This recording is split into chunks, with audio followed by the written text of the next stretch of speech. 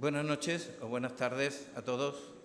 Soy Ignacio Martínez, soy periodista, pero hoy estoy aquí en mi condición de promotor de este Centro de Debate y Desarrollo que hemos fundado hace ya casi un año.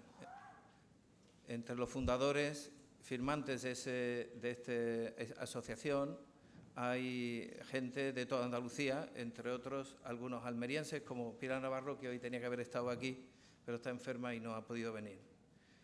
El Centro de Debate y Desarrollo, les contaré luego lo que es. En todo caso, antes de nada, quiero decir que estos actos con un público no demasiado numeroso tienen algo de enorme valor, y es que todos y cada uno de los presentes aportan una valiosa aportación, que es su propia asistencia, ¿no? Así que a todos y cada uno de ustedes, muchas gracias por venir.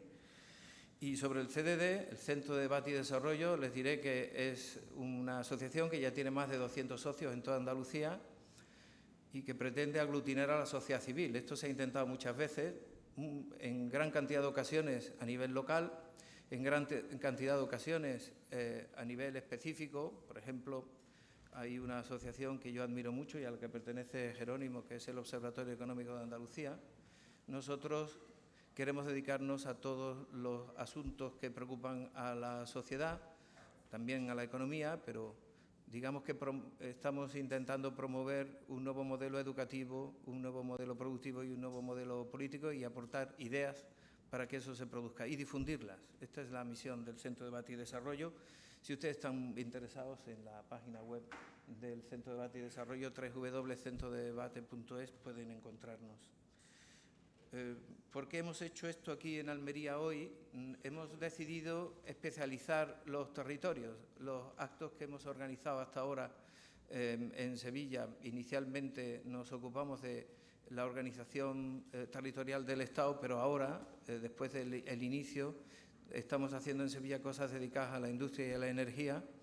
En Granada, cosas relacionadas con la cultura, actos relacionados con la cultura. Tenemos uno previsto para junio sobre cómo la cultura puede ser un factor de desarrollo, con la directora de la Alhambra, que es socia de nuestro centro de debate, el director del Museo Picasso de Málaga, que es socio también, y la directora del Teatro de la Maestranza de Sevilla. Tenemos previsto también en junio un acto en Cádiz relacionado con el comercio internacional. Los actos que estamos haciendo en Málaga están relacionados con la educación, y hemos decidido que Almería, que tiene la agricultura más productiva y menos subvencionada de toda Andalucía, podía ser un buen ejemplo para el resto de Andalucía y organizar los actos agroalimentarios aquí en Almería. Es la razón por la que hacemos aquí, y lo hacemos dentro de la semana del Día de Europa. El Día de Europa es 9 de mayo, este año cae en sábado. Normalmente, cuando cae en día laborable, es día festivo en las instituciones europeas. Le llaman San Schumann, y aunque Robert Schuman era un hombre muy piadoso, un piadoso democristiano, no está en los altares, pero se le dice en el argot comunitario San Schumann porque es festivo. Nosotros hemos organizado 3 actos con motivo del Día de Europa en la semana. Uno, este de hoy, el futuro de los mercados agroalimentarios en Europa y cómo eso afecta a Andalucía y específicamente a Almería. Otro que se celebra también hoy en Sevilla, sobre el mapa mundial de I+D industrial empresarial y cómo quedan España y Europa en ese mapa global, y uno sobre sistemas innovadores de educación en Europa, que se celebrará en Málaga el miércoles. Y ya solamente me quedan los agradecimientos. Ya había empezado por el que les dediqué a todos ustedes. Quiero agradecer especialmente a la Fundación Cajamar, que nos acoja en esta sede tan estupenda, y a Cajamar el apoyo que ha dado a este acto, al Grupo Consentino también. Consentino es además una de las empresas colaboradoras del Centro de Debate, y a los miembros de la mesa. Tomás García Azcárate es un viejo amigo, es una de las personas que yo conozco que más sabe de agricultura europea. Ha tenido responsabilidades en la Comisión Europea de gran importancia, en cereales, en aceite de oliva, en muchos otros mercados, y ahora es consejero especial para precisamente los mercados europeos, y junto a él hemos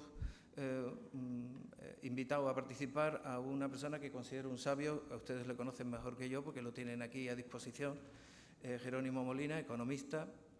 Ha tenido un papel muy importante en Cajamar y en la Fundación Cajamar, pero en concreto nos interesaba su presencia en su calidad de presidente de la Federación Andaluza de Cooperativas Agrarias o Agroalimentarias.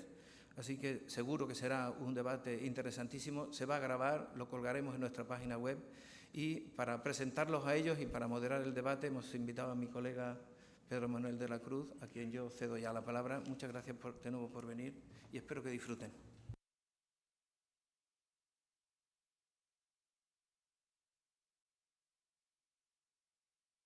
Gracias a todos ustedes por su presencia. Buenas tardes.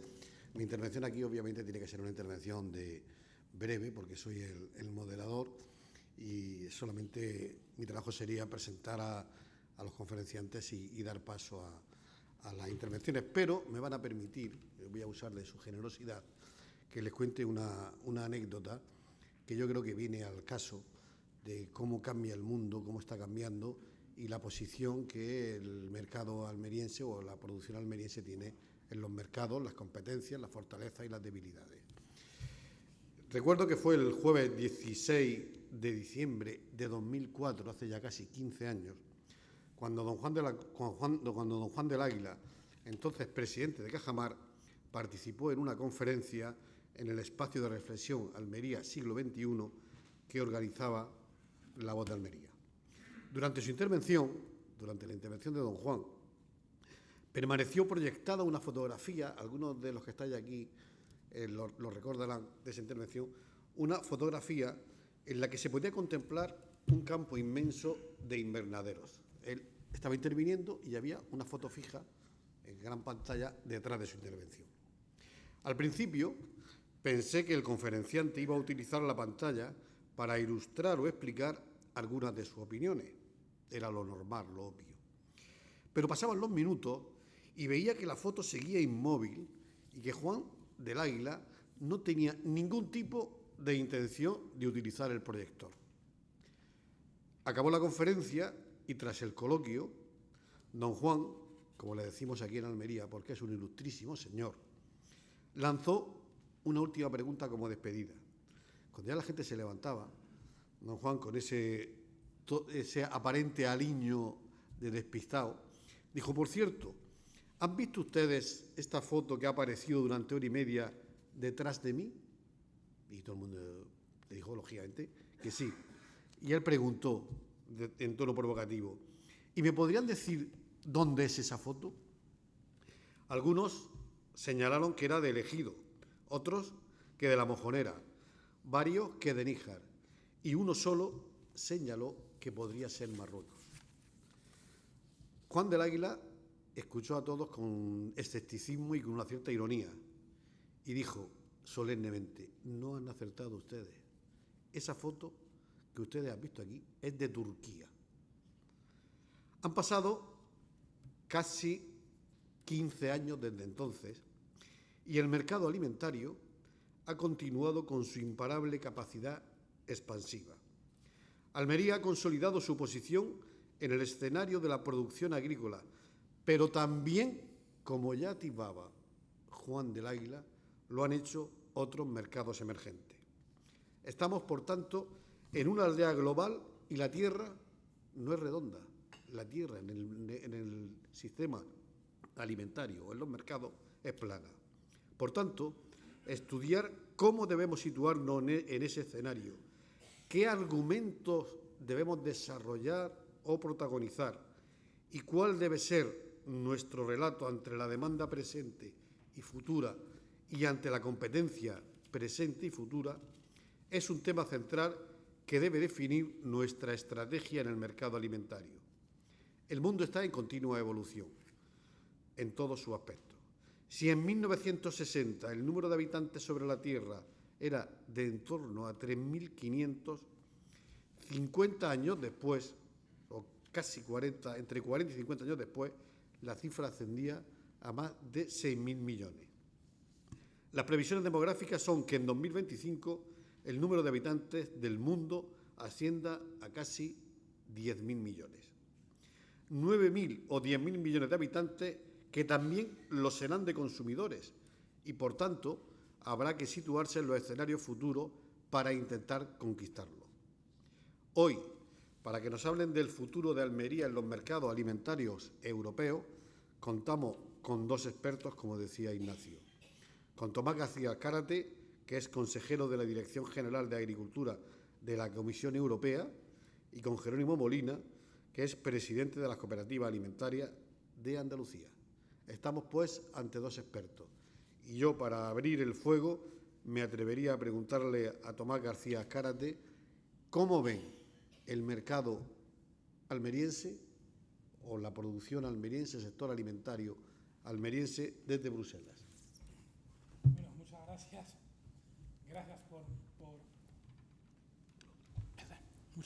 Gracias por, bueno, primero por la invitación.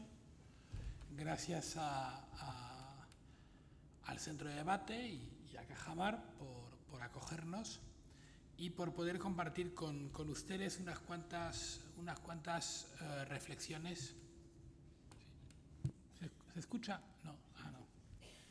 Unas cuantas reflexiones sobre el futuro de la política agraria europea, el futuro de la agricultura europea, el futuro de Andalucía y de Almería en este contexto. Tengo una presentación PowerPoint que la van a colgar y como me han dicho que tengo 10 minutos y tengo una capacidad de enrolle bastante espectacular, la voy a recorrer muy rápidamente insistiendo en 2 o 3 temas para acabar planteando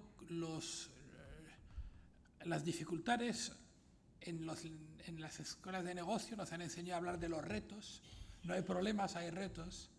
Y las fuerzas con las cuales yo creo que puede contar la agricultura de Almería, un poco para una visión extraterrestre para discutirla con ustedes, permitiendo abusar de su generosidad para con mi ignorancia, ¿no?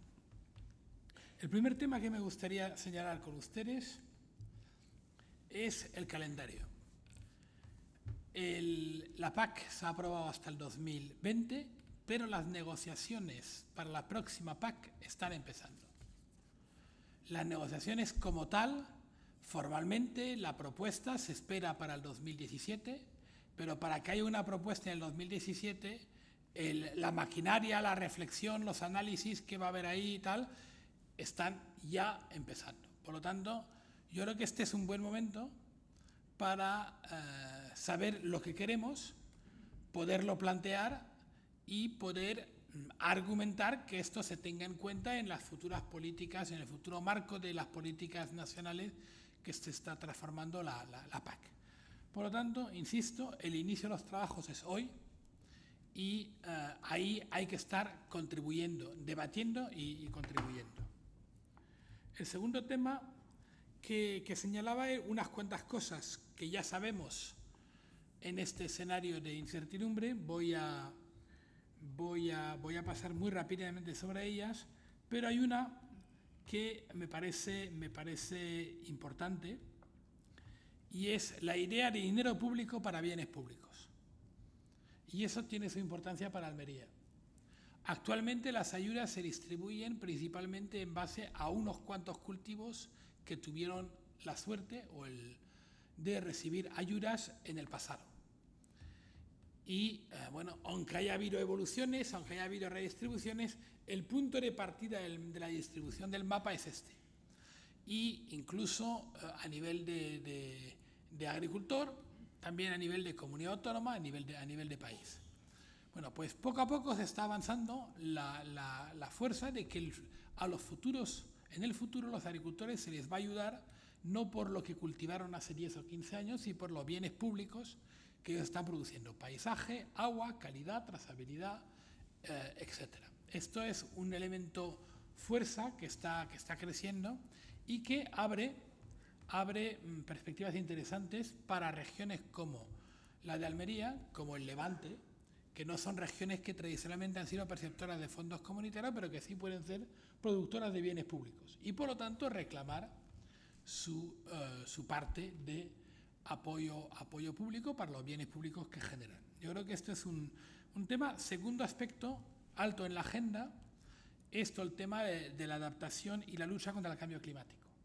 Y ahí, de nuevo, Almería está en una situación desgraciadamente privilegiada, y digo desgraciadamente privilegiada porque es la frontera europea del cambio climático, y se sabe que si el cambio climático puede plantear oportunidades de cultivo interesantes en Finlandia y en Siberia, evidentemente la multiplicación de los accidentes climáticos, las tensiones, el problema del agua, las irregularidades en la pluviometría, tanto sequías como su prima hermana, que son las inundaciones, pues hacen que Almería esté en primera línea europea, y este es un tema. Unido al tema de bienes públicos y dinero público, ahí hay un clúster, yo creo que interesante, sobre el cual podemos pensar. Pero en fin, intento correr y centrarme en lo más importante. Los desafíos, pues los conocemos. Las presiones medioambientales en los productos, los residuos, es un claro ejemplo. Hemos pasado ya de la etapa de los límites máximos de residuo a la etapa de los porcentajes de los límites máximos de residuo impuestos por el supermercado, a la etapa de los cócteles, en la cual estamos hoy. Y bueno, que es un tema particularmente importante, extremadamente complicado de manejar, y que no se puede resolver mediante la aplicación de una técnica, sino mediante enfocar completamente la manera en que se gestiona el invernadero para conseguir el resultado. Es decir, ya no es un problema de aplicar unas abejas, unos bichitos o tal, es un problema de repensar el cultivo. Y ahí, bueno, pues hay una referencia evidente, que es la agricultura ecológica, pero también hay muchas técnicas que se aplican en la agricultura ecológica que se pueden revisitar y modernizar. A mí me gusta mucho esta expresión francesa de la agricultura ecológicamente intensiva, que es intensiva en ecología y que utiliza la ecología como un instrumento de productividad. Entonces, es repensar el tema, evidentemente es un problema. Un tema que a mí me tiene desquiciado es el tema del transporte por carretera, la dependencia del transporte por carretera. Ahora, en el debate político español, se habla mucho del AVE y de si hace falta más AVE, menos AVE o lo que sea. Para mí el tema no es los criterios políticos con el cual se ha desarrollado el AVE, que primero ha ido a Sevilla, luego ha ido a Valladolid y ahora va a Galicia, pero es basado puro en análisis de coste-beneficio claro. A mí coste-beneficio político. No, a mí lo que me indigna es que nos hemos dotado de una red de ferrocarril de dimensión europea no apta para el transporte de mercancías. Y esto, evidentemente, es un problema muy grave que asfixia a la huerta de invierno de Europa, que es Andalucía. Sabemos perfectamente que, sea mediante un precio mayor para el diésel que para la gasolina, sea mediante tasas y peajes especiales, sean mediante viñetas o impuestos, lo que sea, es evidente que el transporte por carretera va a estar en el ojo del huracán, y hoy en día el 95%, 97% sigue yendo por carretera, y ahí hemos perdido el tren, hemos perdido muchos trenes, es el caso, hemos perdido el tren de la alta velocidad para transporte de mercancías, hemos perdido el tren del circuito mediterráneo, ¿cómo se dice?, del corredor mediterráneo. Bueno, pues son trenes que hemos perdido en un momento en que sí había dinero, que podría haber sido más interesante financiar esas cosas que financiar algunas que otras inversiones que se han financiado con mucha alegría. Pero bien, con este mimbre tendremos que hacer el cesto, y yo ahí tengo algunas ideas. Una que me gustaría, que la planteo cada vez que vengo a Almería con poco éxito, y es, además de evidentemente las autopistas del mar y hacer lo que se pueda para intentar avanzar en este sentido, intentar recuperar lo de ferrocarril que se pueda recuperar y tal. Yo creo que en una opinión pública que va a ser cada vez más sensible a estos temas, si no podemos disminuir nuestras emisiones de CO2, por ejemplo, por transporte, sí que lo podemos compensar. Y por lo tanto, yo creo que sería un plan andaluz de compensación del CO2, financiando reforestaciones en Andalucía o fuera de Andalucía. Seamos claros, financiando las reforestaciones allí donde a nuestros clientes alemanes les va a poner a los consumidores que se financien las reforestaciones. Y a nuestros clientes ingleses y tal. Ese es un tema de marketing.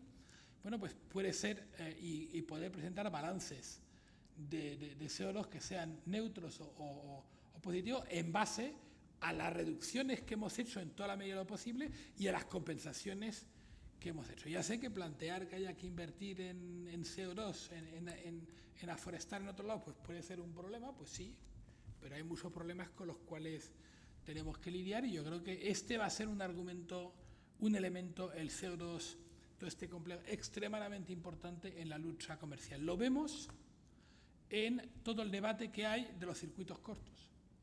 Los circuitos cortos evidentemente son positivos, el acercar la ciudad al campo es positivo, el que los productos sean cosechados el día de antes o pocos días después, en fin, todo eso tiene valores positivos, evidentemente, pero es una evolución a la cual vamos. Basta ver como en los Estados Unidos hay un auge extremadamente importante de los mercados directos, ventas directas, y estos marcan el camino por donde vamos a ir. Por lo tanto, está claro, ahí evidentemente nos plantea un problema de competencia y de evolución de la demanda, y nos plantea también un problema de que tenemos que ser capaces de explicar que puede ser más ecológico comprar productos de Almería que comprar productos locales producidos en invierno, utilizando mucho CO2, mucha energía artificial, etc. Ahí hay un campo en el cual tenemos que trabajar, pero es para mí claramente uno de los desafíos que tenemos delante. Las consecuencias de la globalización, me gustaría insistir en una, es la fastidiosa. Es decir, la famosa plaga que está ahora poniendo en entredicho, no solamente el olivar, sino que detrás puede ir el viñedo, los cítricos y los frutales de hueso. Y bueno, la globalización no es simplemente todo lo que hemos hablado, también son las enfermedades y las plagas, la xylella fastidiosa. Y evidentemente tenemos que plantearnos muy seriamente que este tipo de plagas y tal, hemos tenido viruses importantes que han tenido un impacto en Almería, nos plantea seguramente una manera diferente de gestionar el tema. Yo como europeo, no solamente como funcionario europeo, sino como europeísta convencido, y una jornada como esta de Europa, me planteo que la respuesta a este tipo de globalización de las plagas no puede ser una simple coordinación de los organismos de plaga de las comunidades autónomas. Hay que pasar a una dimensión superior porque estamos frente a un peligro superior. Se trata de coordinar y poner sinergias entre los servicios de control y de plaga de todos los países europeos, no solamente ya todas las comunidades autónomas, que sería un paso adelante importante, sino todos los países europeos, porque el desafío al cual estamos enfrentados es un desafío global. Y en cambio climático, el tema claro es el tema del agua. Lo difícil que es explicar en Bruselas lo que es el agua, el regadío y tal, la necesidad de la utilización de este recurso escaso de la manera más eficiente posible, y ahí es un vivir sin vivir en mí, es decir, nunca se alcanza la eficiencia óptima, sino que hay que seguir trabajando en este como en otros temas. Desafíos, un tema que me preocupa es una vez que hemos, por ejemplo, conseguido la armonización de los CLMR en Europa, que ha sido una larguísima batalla en la cual hemos sido víctimas durante mucho tiempo de esta diferencia, ahora se está creando una situación en donde es posible que empiecen de nuevo a divergir las reglamentaciones nacionales. El tema más candente no tiene que ver con los cultivos que en Almería son importantes, pero es el tema de los organismos genéticamente modificados y las discusiones que hay para que cada Estado miembro pueda tener en la práctica distintas reglas, no solamente para el cultivo, sino para la importación de los productos. Cierto que esto no toca a las frutas y hortalizas y tal, pero es una tendencia con la cual yo estaría extremadamente vigilante, porque nos puede crear, si se generalizan, dificultades de libertad de circulación de mercado único, que es uno de los tesoros que estamos. Bueno, en cuanto a los desafíos, último tema, la organización, la vieja canción de hay que organizarse y tal. Me encanta este gráfico porque recoge, en temas que no tienen nada que ver con las frutas y hortalizas, pero recoge globalmente el impacto que ha tenido en Francia la gran distribución sobre los precios de aguas, champú, productos industriales, café, pizzas y tal. O sea, no es lo nuestro, pero es un impacto deflacionario. Se puede presentar como un éxito para la política económica el haber conseguido devolver poder adquisitivo a los consumidores. En economía, como todo, tiene su cara y su cruz, pero es evidente que este peligro deflacionario está haciendo que muchas industrias, bajo la presión de la gran distribución, no estén cubriendo sus gastos de una forma que les permita sostener su actividad con el tiempo. Es decir, la sostenibilidad a largo plazo hay que incorporarlo también a la política de competencia. El objetivo no es simplemente asegurar hoy al consumidor los productos más baratos posibles, sino también mañana. Y yo siempre digo, cuando compras un litro de leche a 32 céntimos en supermercado, estás bebiendo sangre de ganadero. Cuando compras aceite de oliva extra virgen a 2,10 € en supermercado, estás bebiendo sangre de olivarero. Y cuando estás comprando un tomate puesto en un supermercado holandés o belga a 1 € el kilo, estás tomando sangre de productor almeriense. Esto no es sostenible. No se trata de llamar a la lucha de clases entre compradores y vendedores. Algunos, David me lo ha oído varias veces, pero sí que hay que entrar en una dinámica de colaboración para crear valor y luego distribuirlo de una forma que sea equitable. Pero esta espiral nos conduce al más completo de los desastres. Lo sabemos y lo seguimos haciendo. Esto en cuanto a tal, pero quería acabar rápidamente con oportunidades, porque las hay. Y bueno, claramente somos la huerta de invierno de Europa, tenemos ventajas competitivas de clima y suelo. A mí una de las cosas que me hace llorar es que los primeros invernaderos utilizando la energía solar se han hecho en Holanda y no en España, lo cual tiene narices, me mole la cosa. Pero tenemos ventajas comparativas y están ahí. Estamos más cerca de los consumidores que nuestros competidores turcos o marroquíes, más cerca, más fresco. Son un par de días que pueden ser de diferencia, lo cual puede tener su importancia en el frescor, y quien dice el frescor es el respeto al producto y es el sabor. Y luego, quien tiene en el mercado al final, quien tiene el producto, al final tiene una base importante. Lo hemos visto en el aceite de oliva. El mercado mundial del aceite de oliva fue creado por los italianos, pero el aceite de oliva mundial es español. Y bueno, pues poco a poco ha ido el sector organizándose y tomando el control del sector. Hoy en día las principales marcas italianas de aceite de oliva son todavía españolas hasta nueva orden, mientras la bolsa no lo impide.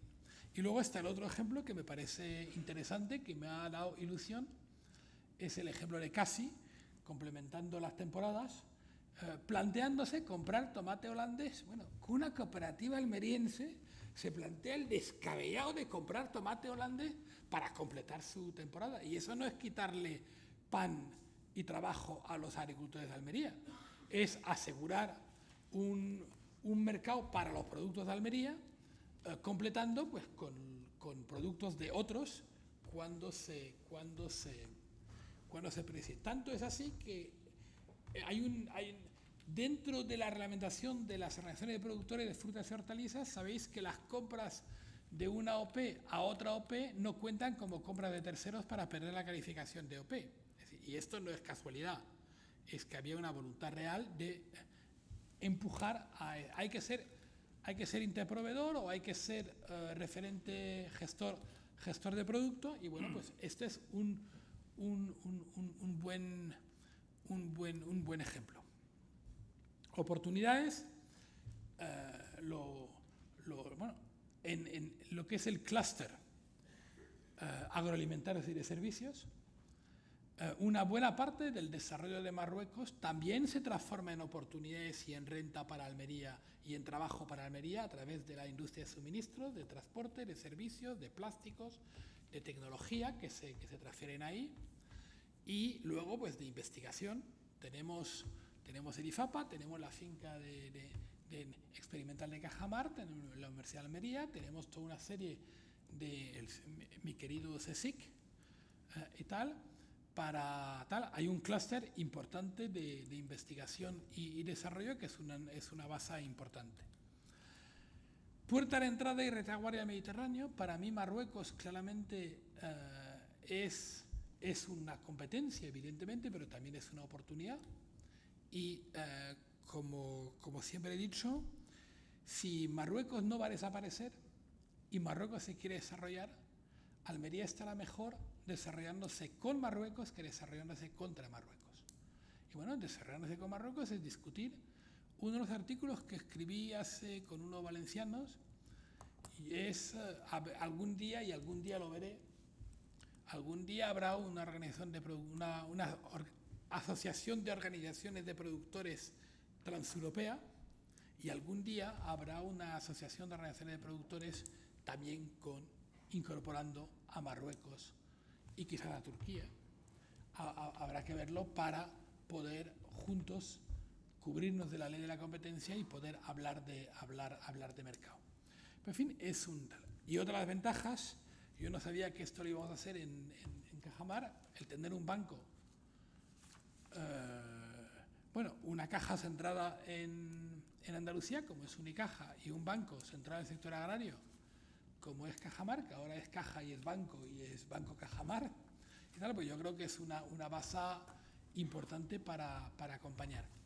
Base importante que lo debéis valorar. Hoy en día, el mayor problema que tiene para mí la horticultura holandesa no es la pérdida de rentabilidad de los mercados debido a la competencia dura que se está planteando, es el hecho de que Rabobank tiene que empezar a cumplir criterios de solvencia dignos del Banco Central Europeo.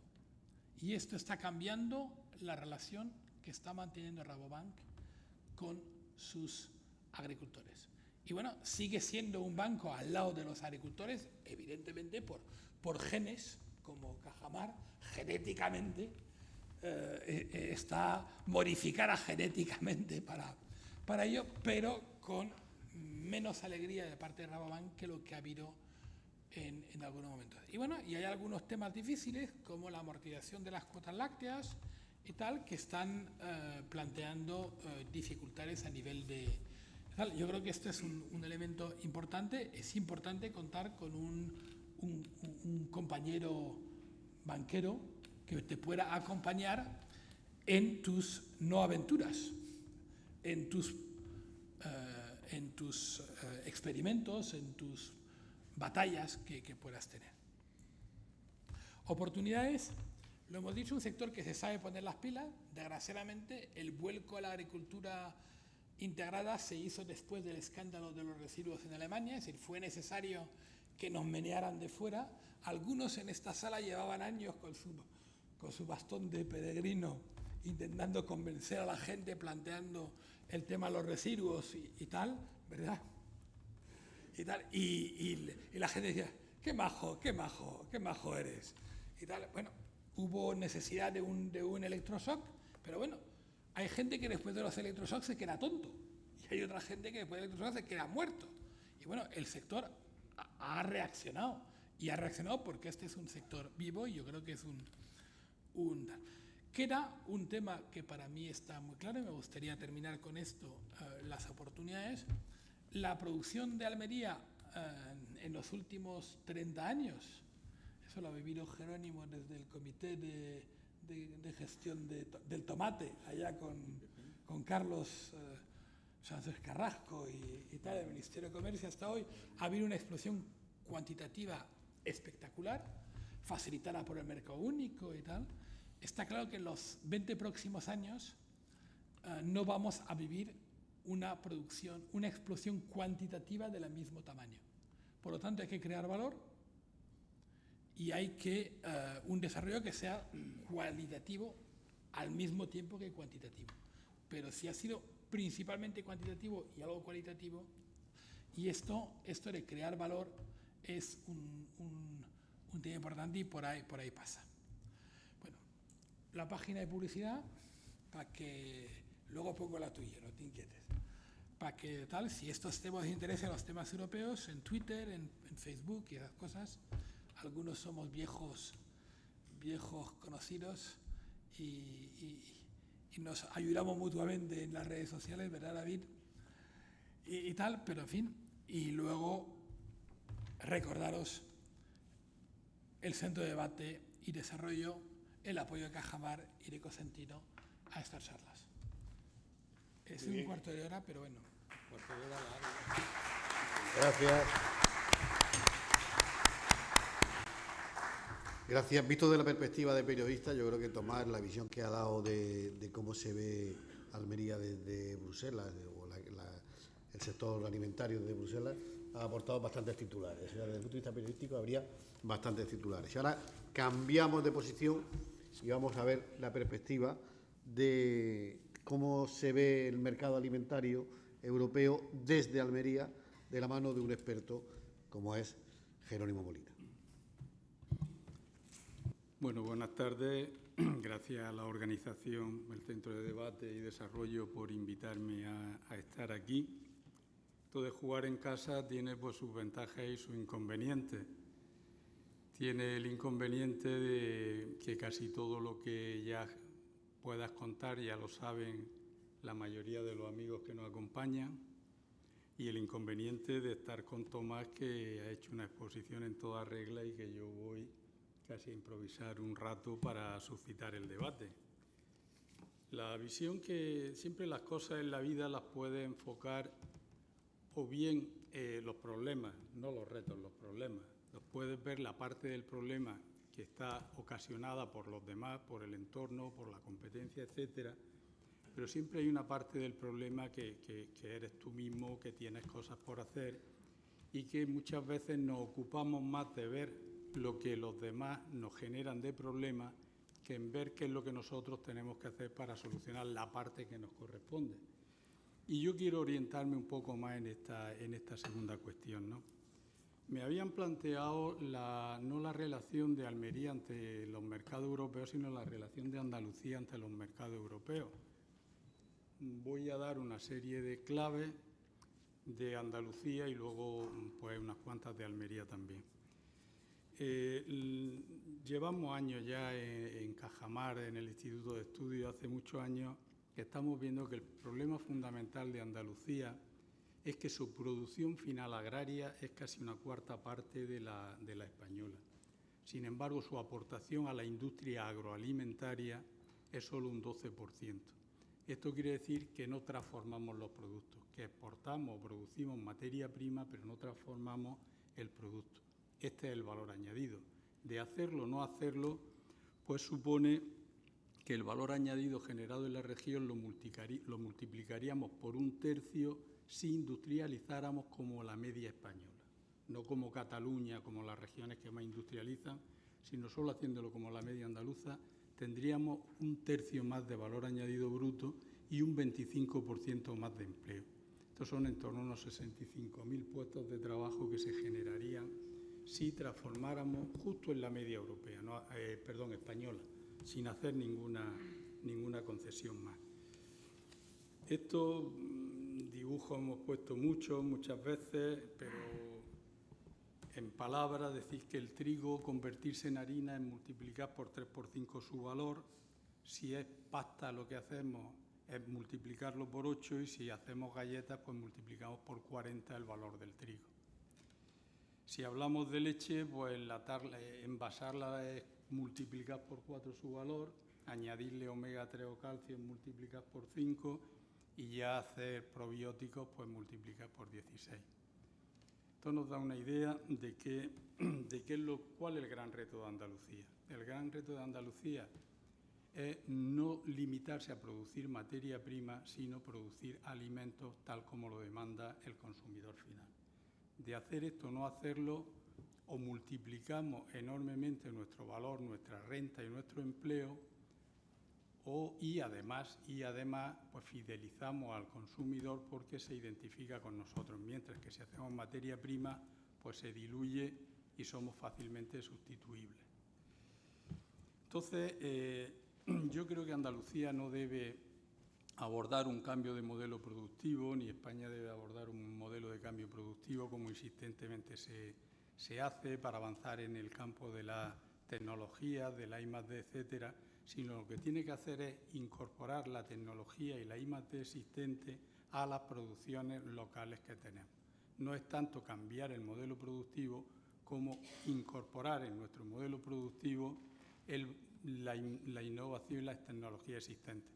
Porque además la demanda de nuestros productos, de nuestros alimentos, resulta que es una necesidad ineludible del ser humano. Se podrán cambiar las costumbres de unos bienes a otros, pero alimentarnos, todos nos alimentamos 3 veces al día y eso es imprescindible y vamos a seguir haciéndolo de una forma permanente.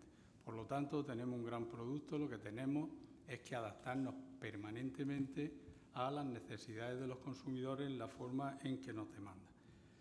Para hacer esto, pues nuestras empresas cooperativas o no cooperativas pues tienen que hacer mucha investigación, mucho desarrollo, y para hacer eso hay que tener un tamaño suficiente. Si no se tiene un tamaño adecuado, pues no se puede abordar este reto de transformar la materia prima en alimento. Una segunda cuestión que quería plantear, ha hablado algo Tomás, de la gran concentración que se ha producido en la demanda. La distribución hoy día opera en una forma diferente a como operaba antes, aunque existen circuitos cortos, pero la inmensa mayoría de la alimentación se vende a través de las cadenas y de los hipermercados, y las cadenas y los hipermercados necesitan, decía como la CASI, suministrar 365 días del año, pero no solo necesitan suministrarle 365 días del año, sino en unos volúmenes amplísimos y en una variedad de gama muy amplia. Por lo tanto, este es otro de los grandes retos que tenemos. Además, la forma en que la sociedad ha ido evolucionando, los comportamientos de los consumidores, la incorporación de la mujer al trabajo, la reducción de los miembros en la familia, el tiempo que dedicamos a la alimentación, a la cocción de los alimentos, que cada vez utilizamos el canal Horeca para comer, etcétera, pues hace que los productos de cuarta, quinta gama cada vez tengan más demanda, una realidad creciente que no podemos olvidar y que tenemos que estar presentes y tenerla presente, tanto para el tema de suministrar a las cadenas los productos en fresco, como para abordar la cuarta y quinta gama. Volvemos a necesitar tamaño, porque si no, difícilmente podemos abordar las necesidades del mercado. Y cuando digo tamaño, no digo tamaño de la unidad de producción, digo tamaño en la distribución. La unidad de producción en la agricultura mediterránea y en gran parte de la europea es una unidad de producción familiar, más o menos. No es como la unidad de producción en América o en otras latitudes. Y lo que hay que hacer es juntar muchas unidades de producción familiar para tener una unidad de oferta grande. No se trata, hace 50 años el objetivo, el reto era en Almería o en Jaén que se juntaran 50 o 100 agricultores para poder llevar su producto a los mercados mayoristas de Europa o al mercado que correspondieran. Hoy día lo que hay que hacer es esas cooperativas que se formaron en aquel momento, juntarlas entre ellas para tener una unidad de comercialización adecuada a estas cadenas de alimentación. No se trata de que haya 100 cooperativas de 50 agricultores cada uno o 100 empresas de 50 agricultores cada uno, sino que haya una de 5.000. Pero esto nos lleva además a otra cuestión que, si queréis, más sociológica, que es que la organización de una empresa o una cooperativa grande de 5.000 agricultores de un tamaño o de 50.000 Tiene que ser más democrática, las decisiones no pueden ser arbitrarias tomadas por el presidente o el consejo rector, lo que se le ocurre. La organización del trabajo tiene que ser más profesionalizada, no puede haber irregularidades en la contratación. Es decir, que una sociedad, una empresa amplia, grande, va a ser más democrática que pequeñas unidades de producción, de comercialización, donde siempre hay mucho más posibilidad de tomar actitudes personales y no actitudes más consensuadas. Esto nos lleva a cuestionarnos uno de los grandes paradigmas de la sociedad actual y en España todavía con más fuerza, que es el papel de la pequeña y mediana empresa. Porque de la pequeña y mediana empresa siempre se ha puesto como un gran bien, como una gran fortaleza. Sin embargo, hoy día en un mundo tan globalizado como el nuestro, con lo que tenemos que interactuar no solo con las cadenas de alimentación, sino si nos vamos al tema de los suministros, quien nos suministra todo, pues también son grandes empresas, ¿no? Entonces, aparte de la organización laboral, la organización de todo tipo, los problemas que Andalucía tiene de paro, muchos de ellos creo que vienen motivados por el pequeño tamaño de la empresa, que es propicio a la economía sumergida, cosa que en una gran empresa es mucho más complicado, ¿no? Entonces, todo ello nos lleva a que es mucho más eficiente, más razonable y más acorde con el mundo actual empresas de gran tamaño, que no unidades de producción de gran tamaño. Defendiendo la unidad de producción de la agricultura, tal como está, más o menos, o lo que requiera la tecnología en cada momento, es un cambio permanente entre la relación capital-trabajo, a más capital, menos trabajo y viceversa. Bueno, pues esa relación capital-trabajo determina el tamaño de la explotación, que en cualquier caso va a ser familiar, pero la transformación, la comercialización tiene que ir sin más remedio en unidades mucho mayores. Y por último, hablando un poco de Almería, pues yo tengo 4 ideas aquí para debatir. El secreto de Almería de que durante 50 años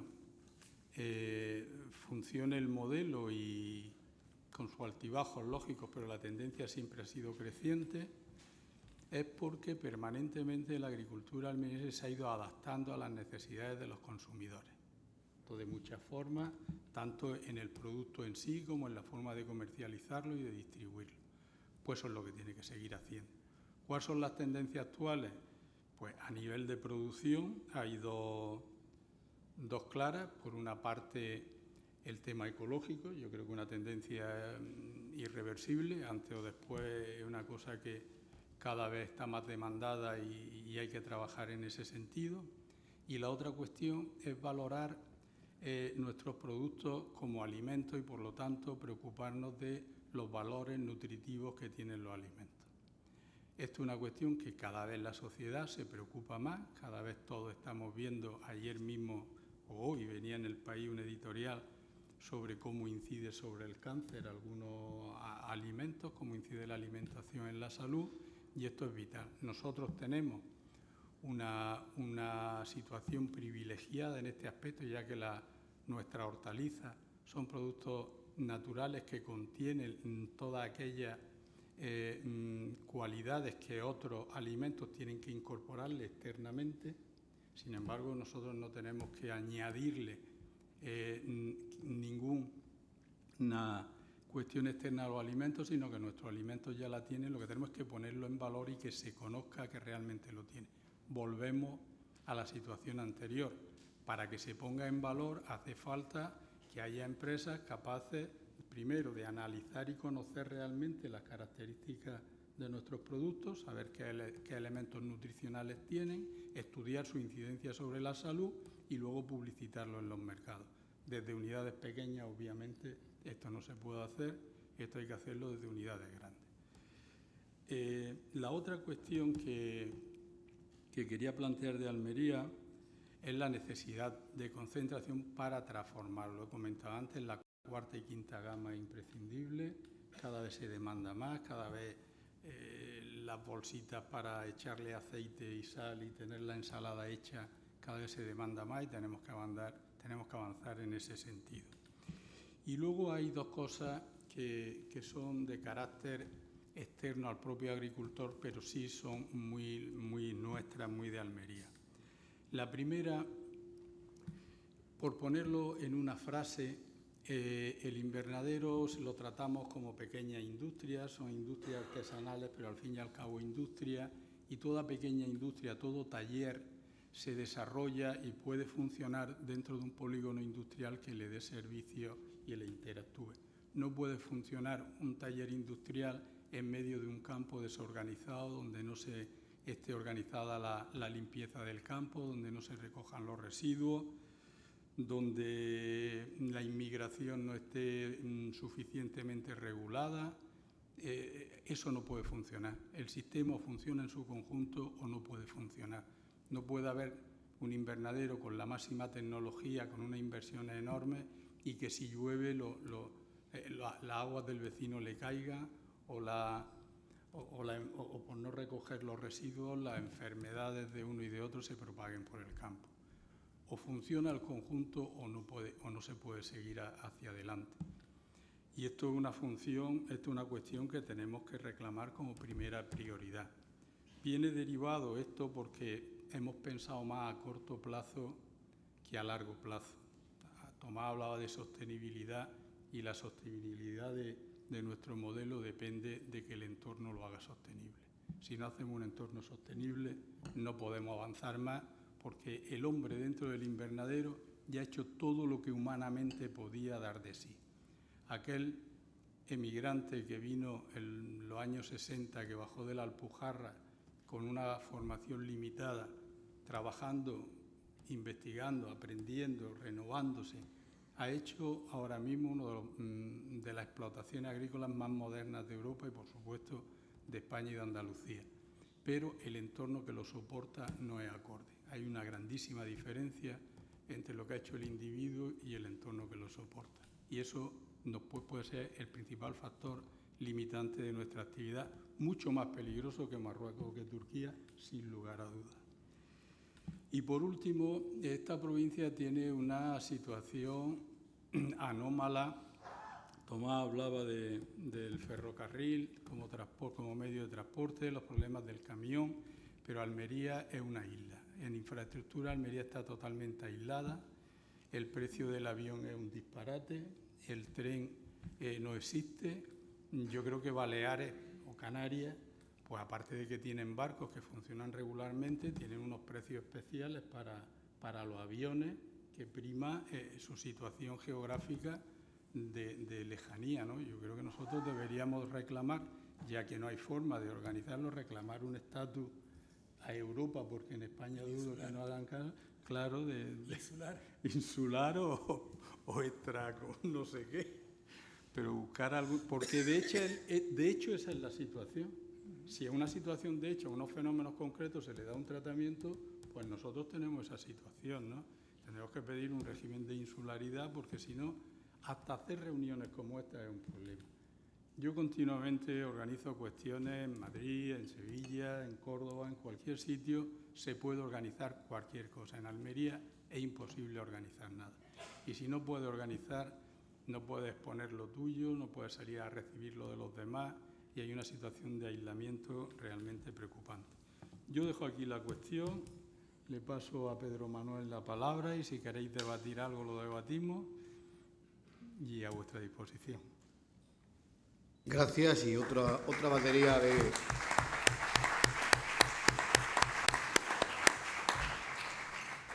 Jerónimo nos ha dado, como siempre, otra batería de titulares muy interesante. Yo creo que ahora lo que procede es abrir un debate sobre los diversos aspectos y los interrogantes que se han suscitado a raíz de las reflexiones interesantísimas, tanto de Tomás como de Jerónimo, ¿no?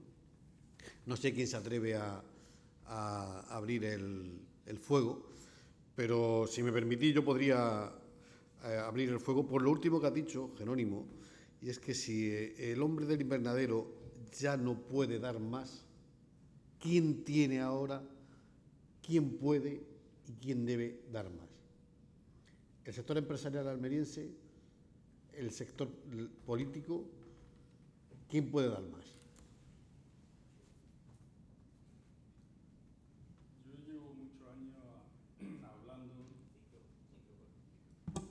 llevo muchos años defendiendo una tesis con algunos de los amigos que están aquí, ya estamos cansados hasta de hablarla y comentarla. Y es que una zona, cualquier zona muy poco desarrollada que inicie un proceso de desarrollo, pues lo primero que hace es atender a las necesidades primarias, la alimentación, el vestido de sus habitantes. Si continúa la actividad, continúa funcionando y sigue obteniendo una renta y unos beneficios, pues ya se dedica a invertir en bienes que se vean, ¿no? Ya sea en la casa, ya comprar el coche, si van mejor las cosas hasta un todoterreno. Una tercera generación es la que ya empezaría a ocuparse de que el hijo estudie. Ya más que los hijos estudien y si acaso incluso hasta mandar a algunos fuera.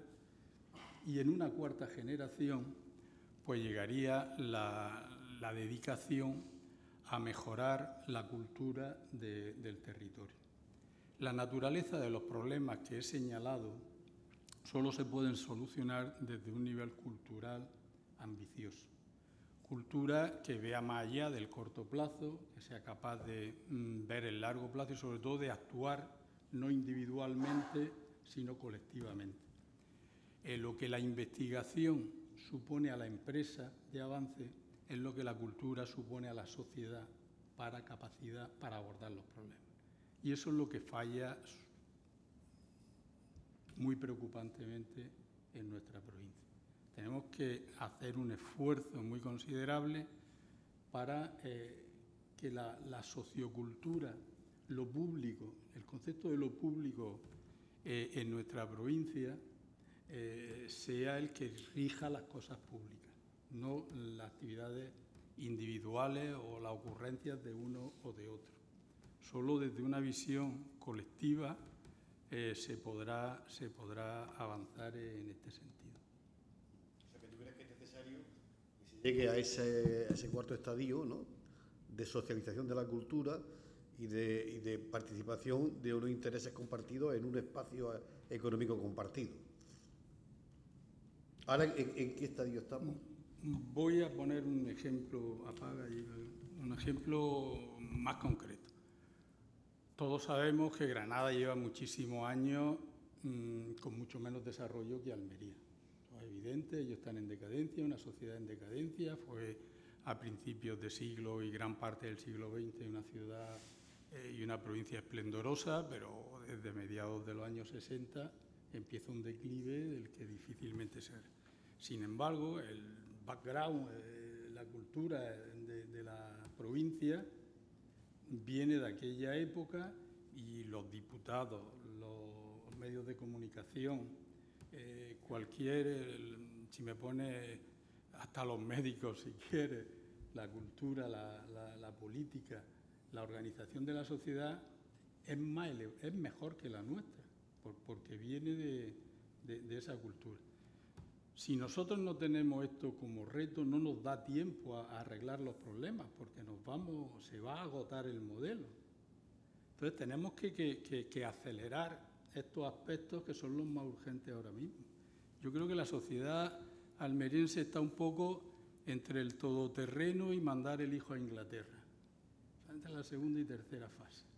Pero hay que acelerar el proceso, porque si no, no llegamos. Pregunta para ti, y ya dejo espacio al público. ¿Cómo puede beneficiar la alta velocidad a los productos agrícolas almerienses? La alta velocidad actual, para nada.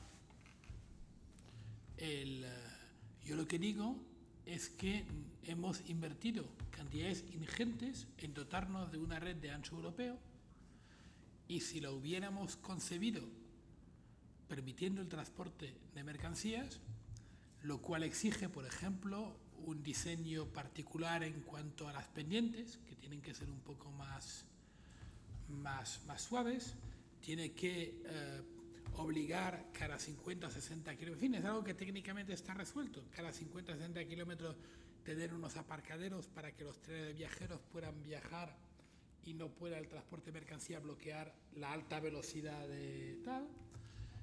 También plantea diseñar los túneles de una forma un poco distinta para que se pueda meter encima, para que puedan pasar trenes cargados de camiones, por ejemplo. En fin, eso en la concepción habría costado un poquito más. Hoy en día lo que estoy planteando, si hiciéramos esto, es hacer una segunda red de AVEs. Y esto evidentemente es impensable. Es decir, no tal. Pero lo que yo la primera vez que planteé el tema en público fue en el 20 aniversario del Estatuto de Andalucía, donde tuve el honor de intervenir en el acto en Sevilla, y luego se han seguido haciendo los túneles exactamente igual, y se ha seguido tal, y es así, prioridad Valladolid, y ahora prioridad Santiago, y tal. En fin, seguimos donde estamos, y esto es... Este tren lo hemos perdido. O sea, bueno, pues una pena. Habrá que buscar otro. Y lo que planteaba de la compensación de CO2, a mí me parece, es lo único, dándole vueltas y más vueltas al tema, es lo único que se me ha ocurrido. No vamos a conseguir quitarnos la dependencia de la carretera en los próximos 20 años. Por mucho que desarrollemos la autopista del mar, y por que hace falta desarrollar, por mucho que tal, seguiremos dependiendo de la carretera. Y esto va a ser un problema. Y bueno, pues cuando tiene uno un problema hay que buscarle soluciones. Lo del CO2 hay que verlo en un doble sentido. La carretera va a eliminar mucho del CO2 emitido, pero es que como se quite el invernadero, mucho de la captación de CO2 vaya a la atmósfera. O sea que hay que verlo doblemente. El argumento, tenemos argumentos para defender que se consuma hortalizas fuera de temporada. Estoy hablando en los grandes mercados del norte, por razones, tú lo has planteado, de alimentarias, de tal. Y tenemos argumentos para plantear que la forma más eficiente, ecológicamente hablando, para producir estas hortalizas puede ser, si hacemos las cosas bien, hacerlo en la huerta de Europa. Eso tiene sentido. Sabemos que hay costes en CO2 que habrá que abordar, y luego que era el tema del respeto y el cariño al producto, y el tema del sabor. Es decir, durante muchos años, me contaban hace 15 días, estaba en Murcia, y me contaba uno, este es un tomate magnífico que resiste muy bien el viaje, tiene una piel, tendrá una piel, pero yo lo que pero no se puede comer. Está bien, evidentemente los productos son productos frágiles, y lo que permita facilitar el transporte está bien, no está. Pero durante años lo que hemos buscado es responder al tomate long life y al tomate que aguanta el transporte. Bueno, pues ahí tenemos que plantearnos seriamente un cambio en el chips y recuperar. En fin, de todas maneras, el futuro se escribe al presente. Lo del tomate Rafes es lo que estoy diciendo. Es decir, no hay que ir... son cosas que recuperar viejas variedades. Lo que han hecho los de Singenta con el cumato es otra manera de abordar el mismo problema con otro tipo de solución. Es decir, no hay respuesta única. Lo que sí hay es un enfoque, un chips de ponerse en duda. El título de mi blog Hortofrutícola es únicamente los paranoicos sobreviven. Y hay que continuamente ponerse en duda para seguir progresando y respondiendo. Y eso es ver de dónde, demonios, por dónde nos van a venir el palo. ¿Qué están haciendo nuestros competidores? ¿Qué ventajas comparativas tenemos? Hablabas de Granada versus Almería. Pensemos Almería versus Marruecos. Ahí tenemos una base increíble de ventaja, una ventaja comparativa de primer lugar, porque evidentemente lo que tú planteabas de la culturización de la sociedad implica un entramado democrático, una consolidación, una experiencia, una solidaridad, un cierto políticas de igualdad y de educación.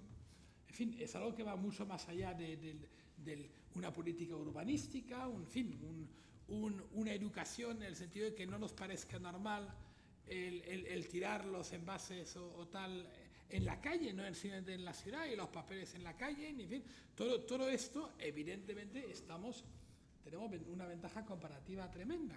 Construyamos sobre esta ventaja comparativa.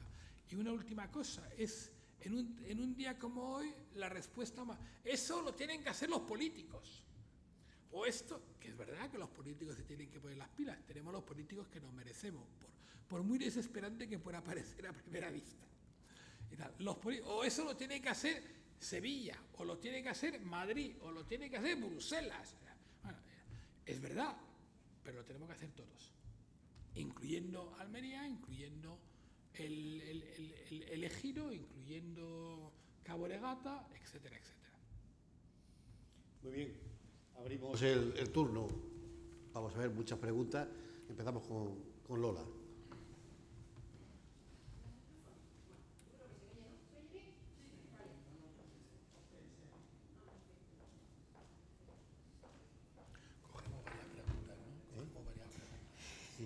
Sí, buenas tardes. Mi felicitación a los ponentes porque me ha encantado oírlo a los dos. Y quería hacer una pregunta pues para cualquiera de ellos, porque es curioso, los dos han terminado hablando de, digamos, dos frases que se pueden relacionar.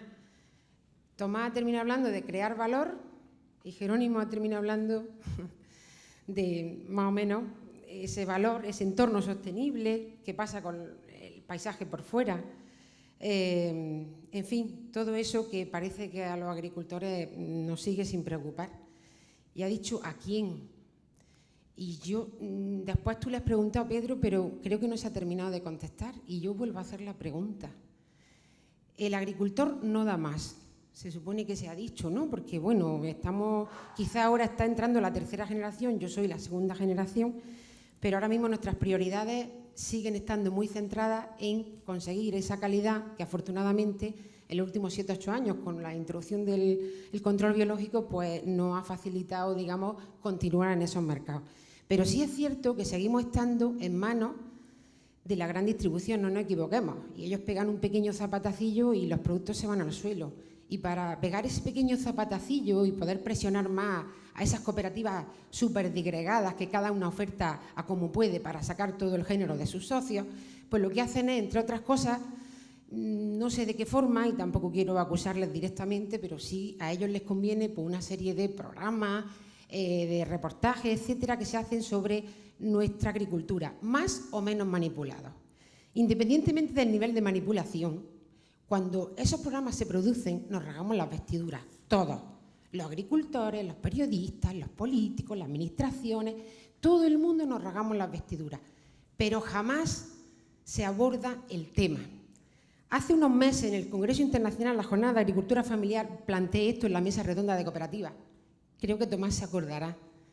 Y se me contestó que eso no era prioritario, sobre todo porque no había dinero.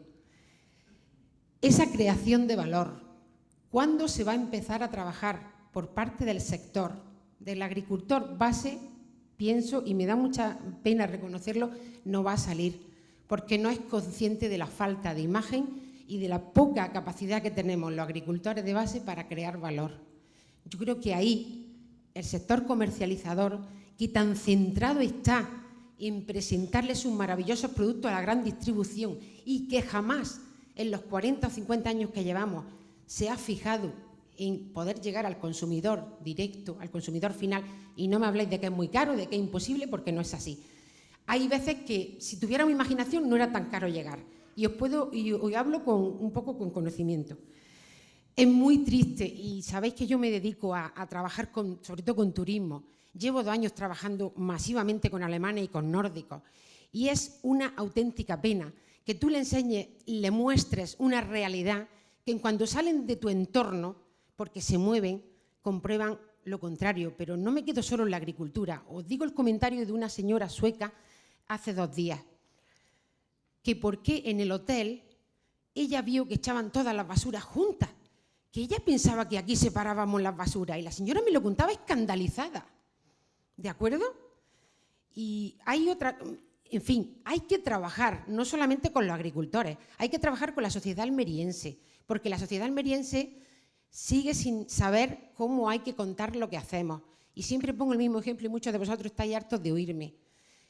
La palabra veneno es un botón de muestra, no es peyorativa para la mayoría de los almerienses, la seguimos utilizando como hablamos de agua o hablamos de leche.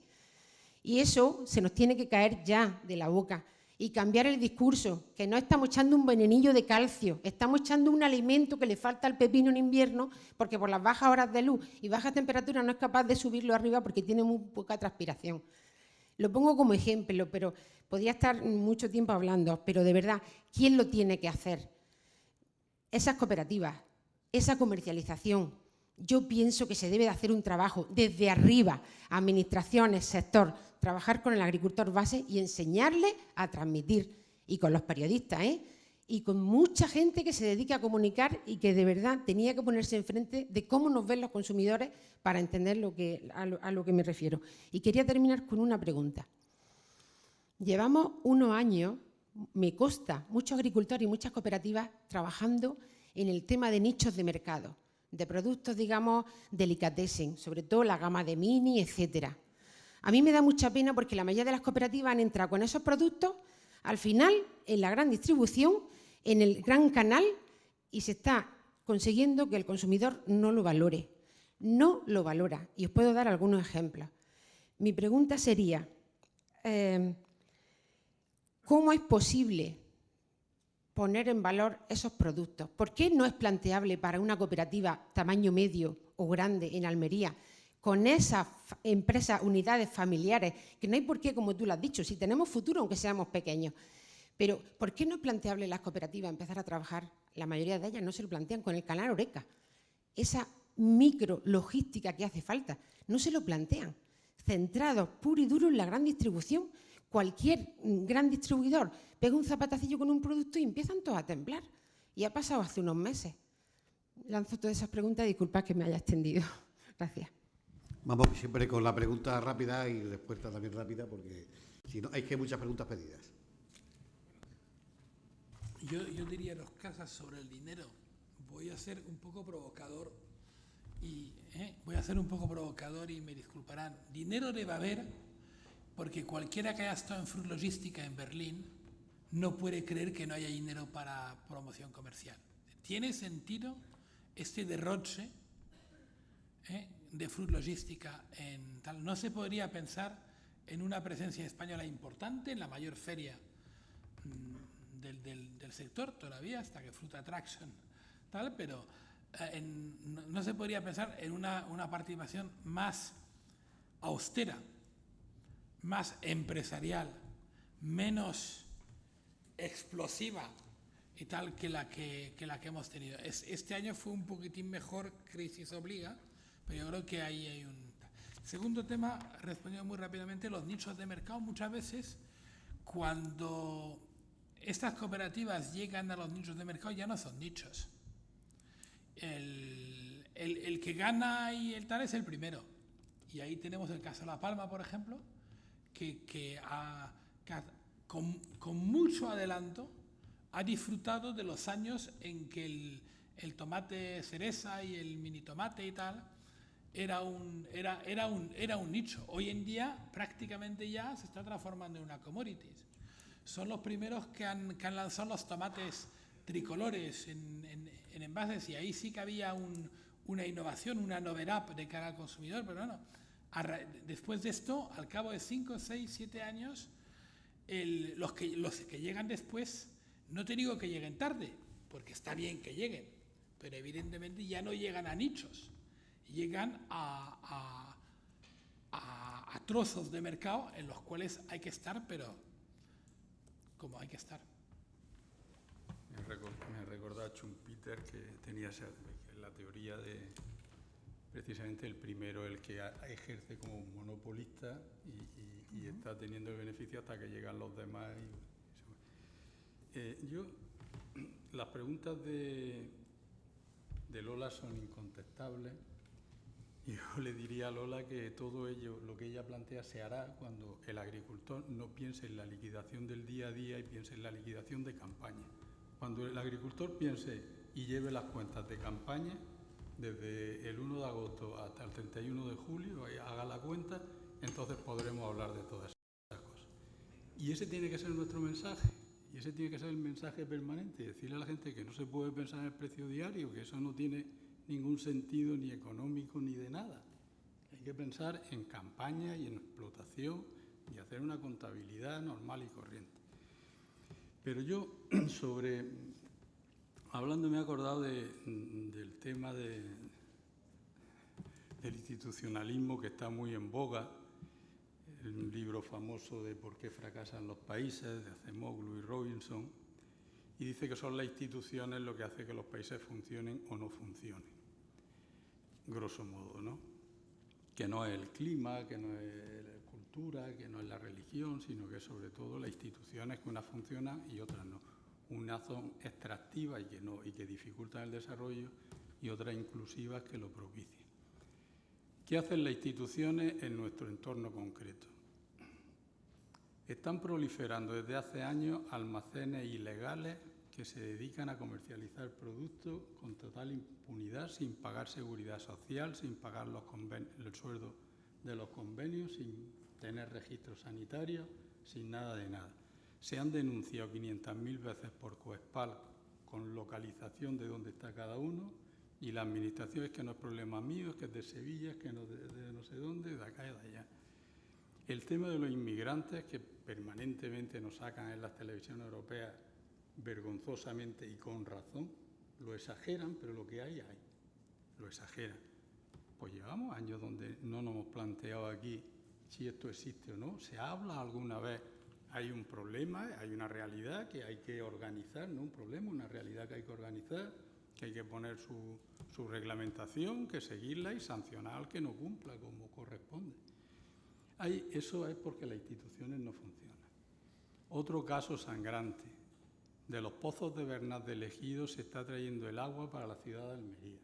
Se hizo una desaladora que costó un dineral y pagó Europa. La desaladora está acabada hace 3 años. Y como ponerla en funcionamiento supone que habrá que subir un poco el precio del agua a los vecinos, pues sigue sin ponerse en uso. Y los pozos de Bernat perdiendo calidad del agua, bajando el nivel y salinizándose. Esas son las cosas que tenemos que resolver institucionalmente, denunciándolo las personas, los medios de comunicación también. Si quiere, tirándole tomate a los políticos si no lo hacen, pero son cosas que son las instituciones nuestras los que nos van a hacer, pero nos van a permitir seguir evolucionando, ¿no? Y vuelvo a insistir que esa es la clave de nuestra problemática. ¿Otra pregunta? Yo recuerdo...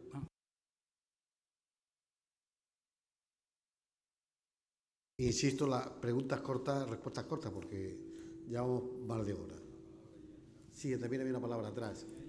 Sí, ahí atrás. No, yo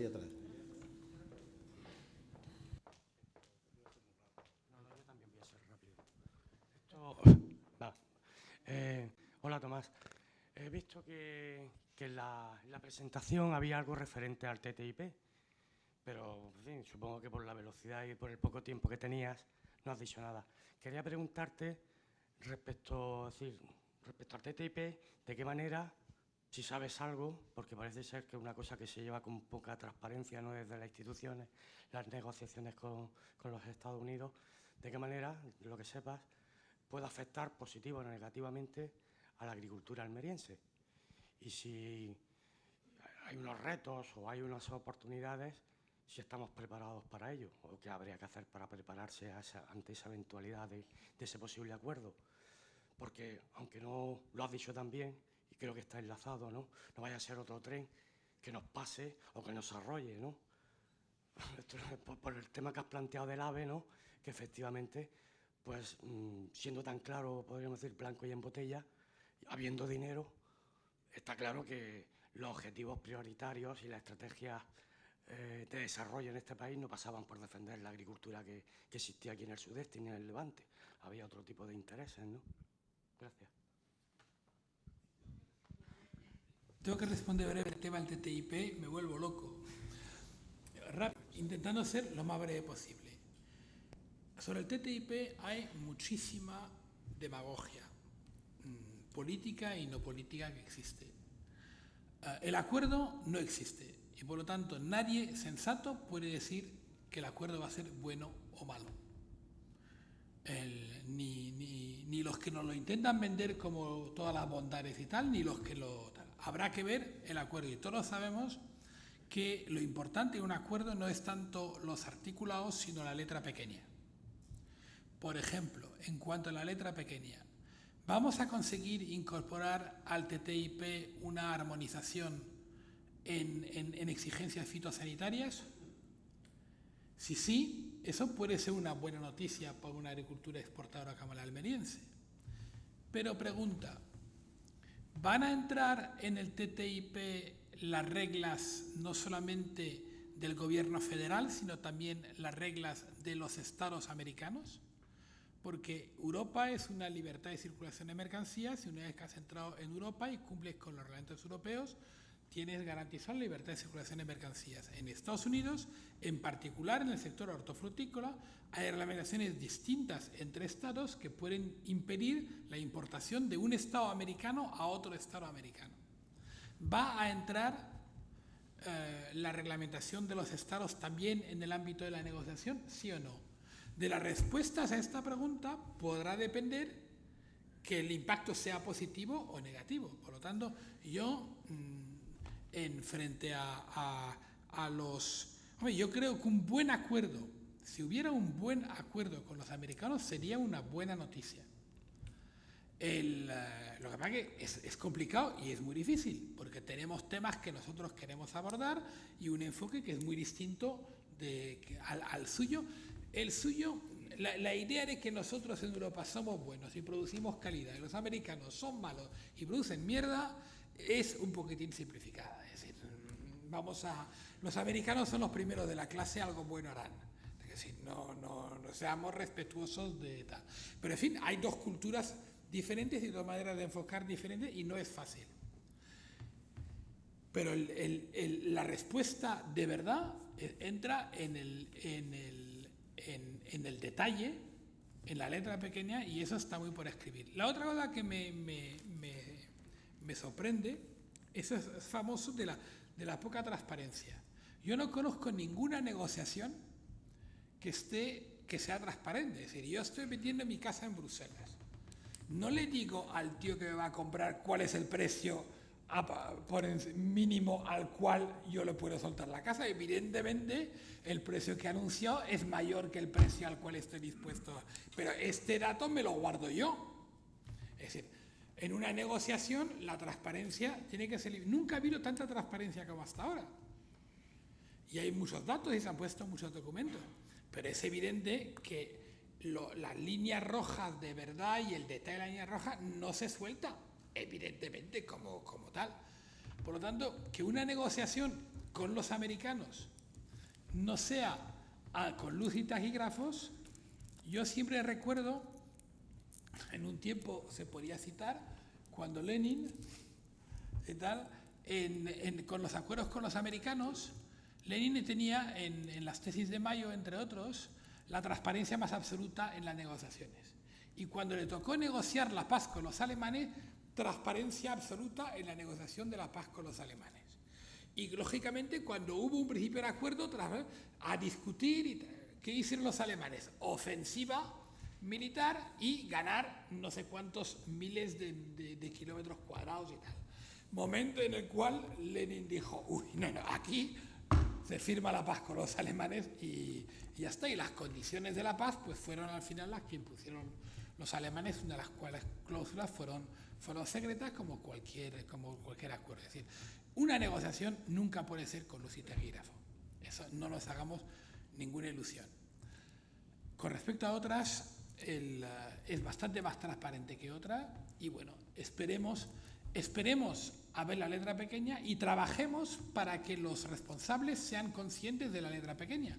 Este tema, por ejemplo, de la reglamentación de los estados, es un tema que no he visto en ningún lado. He visto muchísimas tonterías sobre el arbitraje. Cualquier empresa que exporta a los Estados Unidos sabe que si tiene que recurrir a la justicia americana para defenderse frente a su cliente americano, tiene todas las de perder. Y además le va a costar un riñón.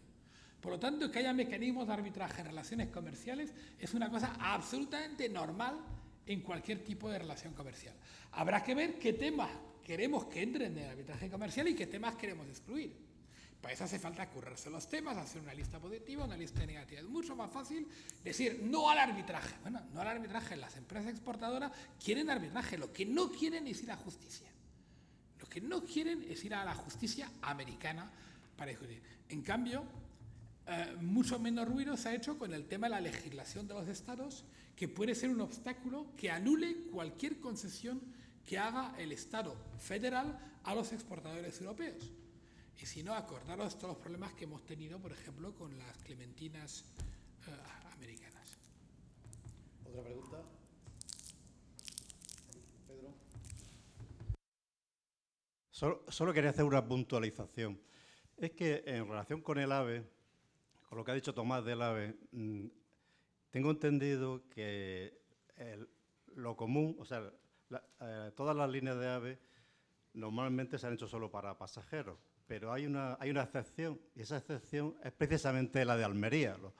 Los tramos que se están haciendo, los tramos de plataforma que ya hay hecho y los túneles que hay hecho en la línea de Almería, dado que no hay alternativa de ferrocarril convencional para sacar los productos hacia Levante, pues en Almería se ha hecho la excepción de que la plataforma se está construyendo para que sirva también para el transporte de mercancías. Por eso creo que se debe tener en cuenta, porque también eso es muy importante, esa baza para reivindicar ante cualquier gobierno que pudiera frenar las inversiones en AVE, el hecho de que es que no tenemos línea y que además esa línea va a ser para mercancías. Hay en proyecto dos plataformas logísticas, una en Níjar y otra en Pulpí, pensando precisamente en las mercancías. Si fuera verdad, aleluya, aleluya, evidentemente. Dios te escuche, hijo, Dios te escuche.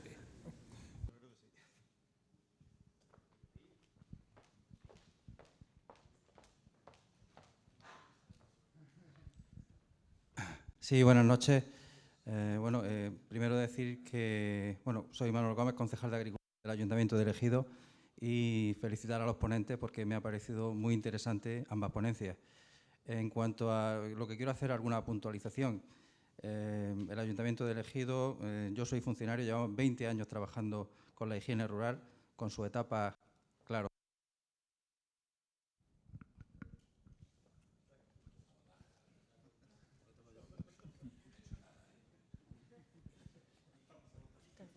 Bueno, pues haciendo autocrítica, que hay que hacerla, por supuesto. Ahora mismo la situación en cuanto a higiene rural no es la deseable, ni mucho menos. Es más porque el planteamiento que debemos de tener las instituciones es un entorno agrario de excelencia, que es el que pretendemos buscar, al igual que se hace dentro del invernadero.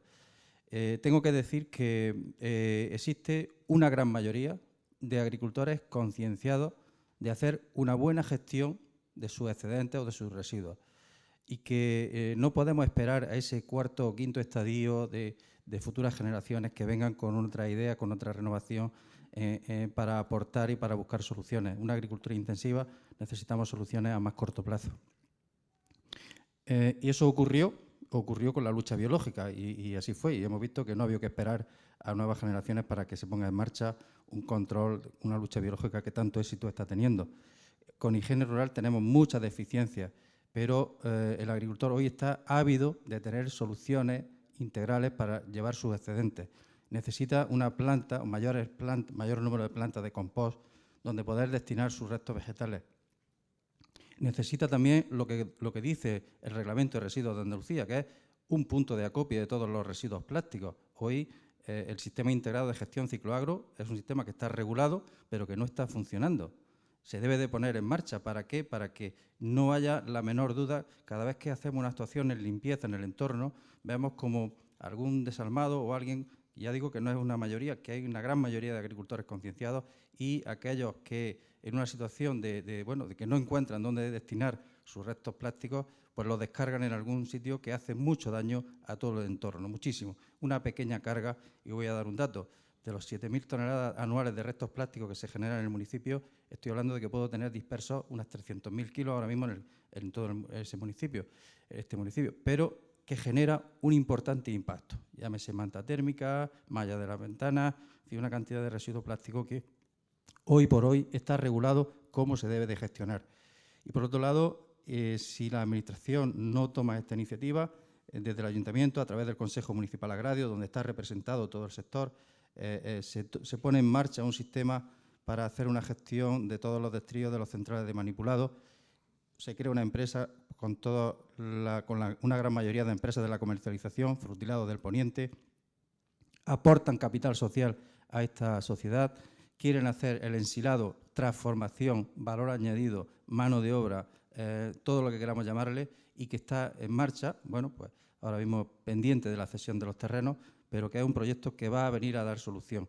Yo estoy convencido de que será quizás el punto a partir del cual la gestión de los restos vegetales pasará a formar parte de la historia y será una gestión como se merece toda la agricultura, pero que tiene que llegar y, por supuesto, no podemos esperar a que vengan otras generaciones. Eso tiene que ser de un año para otro. Las necesidades son imperiosas. Como municipio soportamos y podemos llevar como llevamos el importante, las necesidades que tenemos en higiene rural. Y hacemos apuestas importantes. Y bueno, en eso vamos a seguir. También me quería puntualizar el problema del agua. El problema del agua, la desaladora no está terminada hace 3 años, ahora mismo están en construcción, todavía no se han terminado los embalses, todavía no se han terminado las instalaciones eléctricas que son deficitarias. Ah, la de Almería, perdona, yo me refiero a la que nos afecta. Ahí lleva razón. Pero la de Valerma está todavía en construcción. Pero nos han dicho que para el año 2016 estará en funcionamiento y estamos deseando que esté para hacer uso de ella. Así que muchas gracias.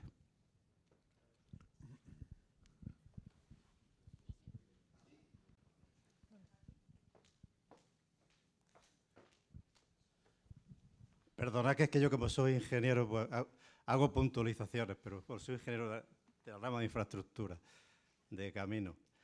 Bueno, respecto a lo que se ha dicho también de la desaladora de Almería, que comparto el fondo, pero bueno, solamente decir que está trabajando al 50%, o sea que podría ser mejor, pero que está al 50%, que no está parada, vamos.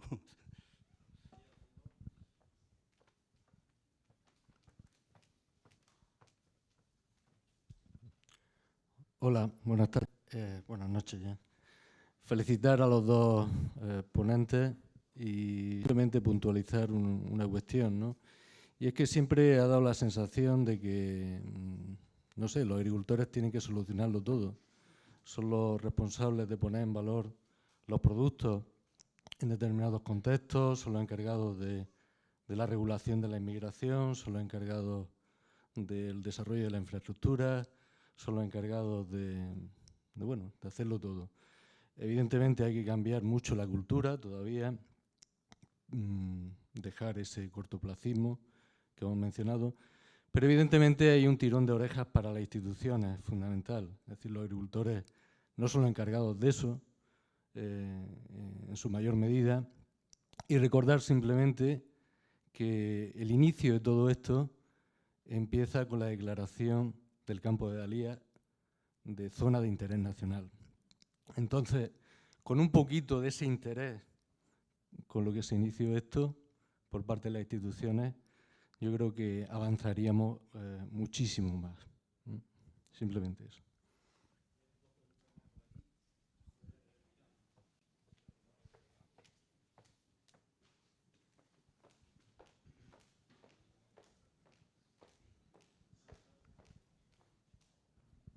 Bueno, sí, intentaré ser breve. Solamente una pregunta. Ante todo han salido muy buenas ideas y sobre todo a mí la que me ha impactado más es el gráfico que has puesto, ha incidido mucho, Tomás, en el tema de los precios, que es la hiperinflación, ¿no?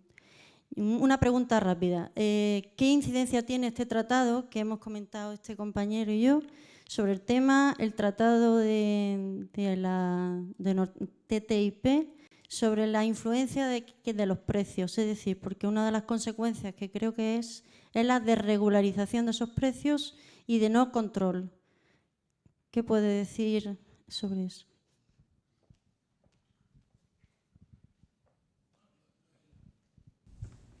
Lo del TTIP va a ser dos cosas.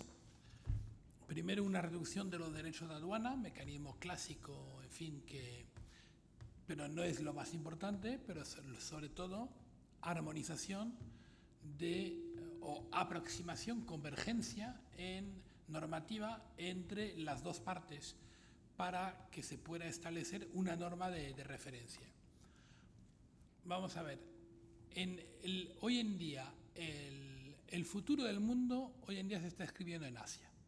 Es la zona sin duda más dinámica. Hay un proceso de mercado común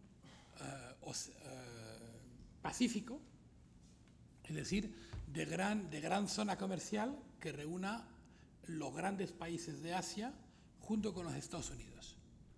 La otra oportunidad es una gran zona de comercio que reúna Estados Unidos con Europa. Si fuera posible,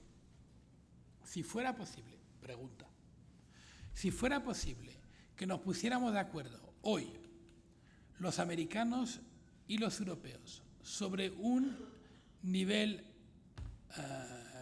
satisfactorio de normas técnicas con respecto a los productos, desde los coches, a los ordenadores, a los enchufes, a las reglas sanitarias, residuos, etc.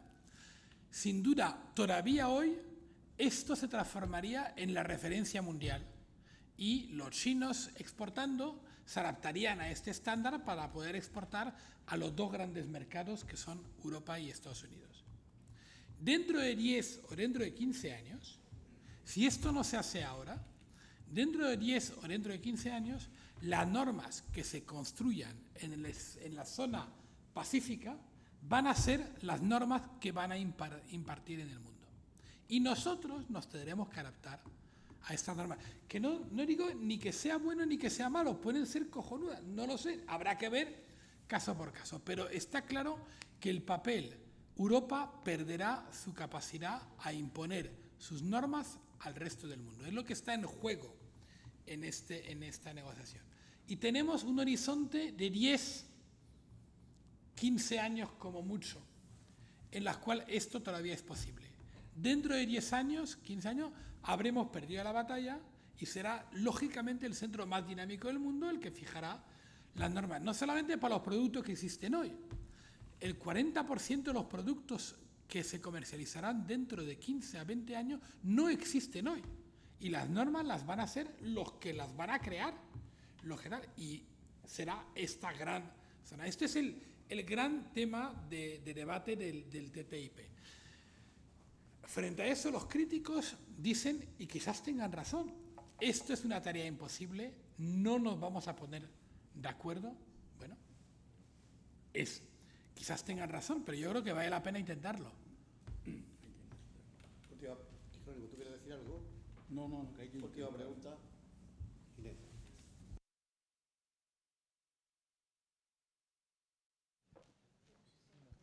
Hola, buenas noches. Muy brevemente, abundando un poco la idea que ha dicho Jerónimo Molina sobre la iniciativa pública. Bueno, lo que voy a decir no es nuevo porque ya el Instituto Nacional de Colonización pues lo aplicó en los años 50 y 60 con los célebres poblados, los 14 poblados de Almería. Efectivamente, me llama la atención cómo en suelo industrial, en un plan general de ordenación urbanística, todos tenemos claro que el que quiere suelo industrial pues se clasifica en el PGO, se califica y entonces pues se lleva a cabo lo que es un plan parcial, se ordena todo, los propietarios se unen en junta de compensación, se ceden los viales, se urbaniza, hay equipamientos, dotaciones, o sea, todo se planifica, hay alineaciones, rasantes, las naves, se obtienen licencias, todo perfectamente las normas constructivas. En cambio, ¿por qué no existen polígonos agrícolas? Porque ya no estamos hablando de agricultores, estamos hablando de empresarios agrícolas. Entonces, ¿por qué no existe lo que es un polígono agrícola donde esté perfectamente planificado donde el agricultor no vierta su haga en el camino de tierra, que todo se embarra, donde no hay punto de recogida de residuos. En cambio, en el polígono industrial de al lado, pues todo está perfectamente planificado, se recogen los residuos, hay suministro, electricidad, agua, gas, y ahí todo el mundo tiene claro que tiene que tener una licencia, los trabajadores están dados de alta y unos metros más allá, pues el salvaje oeste. Entonces me ha gustado la idea de que yo creo que deberíamos de avanzar en lo que es la iniciativa pública y en la planificación y contemplar ya el suelo no urbanizable, no como los grandes latifundios sevillanos, sino contemplar una categoría de suelo no urbanizable donde fueran polígonos agrícolas perfectamente planificados, donde hubiera equipamientos, dotaciones, viales, alineaciones rasantes, licencias para invernaderos, que yo también me pregunto que por qué no. Gracias. Bueno, pues ya para terminar muy brevemente. Almería, esto de ser pionero, pues lleva muchas contradicciones de ese tipo. Juan Antonio Petit, mucho más que yo, pues ha vivido cómo hemos tenido que ir superando una y otra cosa inexistente hasta que hemos llegado nosotros. Hace 30 años o 40 no se podía exportar calabacín o berenjena en el mes de noviembre o diciembre, porque la agronomía española no entendía aquello y los inspectores del SOIBRE, que era quien verificaban las exportaciones, pues pensaban que era imposible eso. Entonces no estaba autorizado y cada vez que había que sacar un camión de calabacín, pues había que hacer una licencia especial, una visita, una revisión, una historia. Luego, que os voy a decir de exportar sandía en el mes de mayo. Bueno, eso era una aberración imposible porque no podía haber sandía en mayo. Luego venía que nuestro tipo de producto pues requería unos envases que no eran los habituales, porque los productos de aquí eran de otra forma. Y así sucesivamente hasta llegar a las cosas de ahora, que es que los residuos de nuestra agricultura no son los residuos del olivar ni son los rastrojos de los trigos, son otro tipo de residuos. Y ante esto, en este caso concreto de los residuos que nos ocupa, yo lo entendí siempre como la basura de mi casa. Yo soy un consumidor, yo tengo mi basura, pongo la bolsa en la puerta, se la llevan y pago. Yo no tengo que crear una empresa para en el barrio retirarla y ponerme de acuerdo con los demás a ver cómo lo vamos a hacer. Si es una ley que me obliga y se acabó, ¿qué estamos discutiendo? ¿Por qué tengo yo que preocuparme? Y luego la otra historia, ¿y qué se hace con esa basura? Y yo qué sé, a mí que me importa lo que se hace. Porque quien se la lleva, que la administración que corresponda, que lo haga, pero yo no voy a estar preocupado de crear una empresa para que se lleve la basura, después reciclar el producto, que luego no sé qué, luego el vertedero. Eso no es cuestión del agricultor en absoluto. Eso será cuestión de quien tenga que ser. Pero cada uno su trabajo, que cada uno haga su cosa. Es la cultura general la que cada uno determina, pero cada uno tiene su función. Y que la cumpla y ya está. Bueno, pues muchas gracias a ustedes por su presencia, a los ponentes por sus magníficas intervenciones, y me van a permitir una pequeñísima puntualización. He estado contando durante todo el acto y en el momento que más personas ha habido aquí, asistentes, en la sala había 80 personas. De las 80 personas que han asistido para un tema tan importante como es el futuro de Almería en los mercados alimentarios europeos, solo he podido contar a un político, a uno solo. Posiblemente es que el tema no era importante o es que es más importante la precampaña electoral. Pero en una provincia como Almería, donde la importancia del sector agrícola o alimentario, como dice Jerónimo, es tan estructuralmente decisiva, me sorprende que solo haya, allí se ríe, creo que es de Podemos, ¿no? Por eso, los tres, bueno, pues entonces corrijo, de 40 personas, pero solamente uno ahora con cargo político oficial, que es el concejal de Agricultura. Es un elemento de reflexión, pero que lo dejo ahí. Pero me parece que merecía la pena hacer esa puntualización. Muchas gracias.